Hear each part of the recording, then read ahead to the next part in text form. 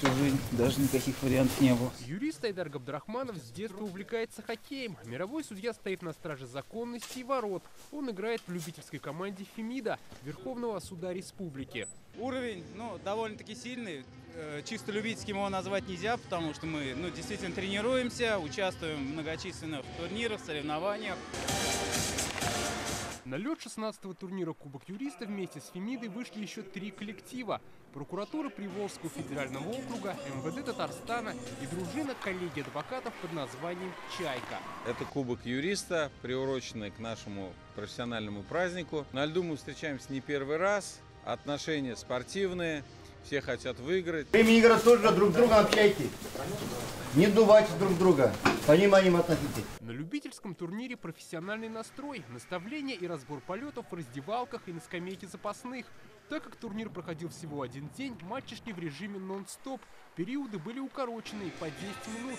Арбитры отмечают, правоведы играют практически без силовых приемов и нарушений.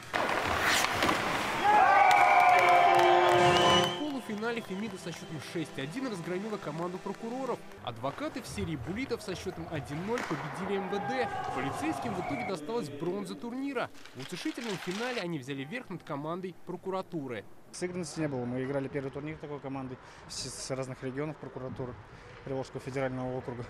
Не хватило, я думаю, сыгранности. Все бились. Спасибо организаторам за турнир. Все очень понравилось на высоком уровне. В решающем матче «Фемида» одержала волевую победу. Уступая по ходу встречи, команда взяла верх со счетом 2-1. Мы были обладателями 4 раза, по-моему, кубка. Вот в прошлом году проиграли в полуфинале.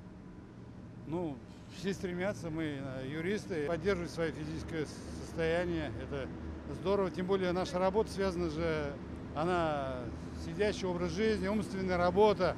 А здесь вот драйв, адреналин. Персональные награды получили и лучшие игроки. Но главное, как говорят, это приподнятое настроение в свой профессиональный праздник.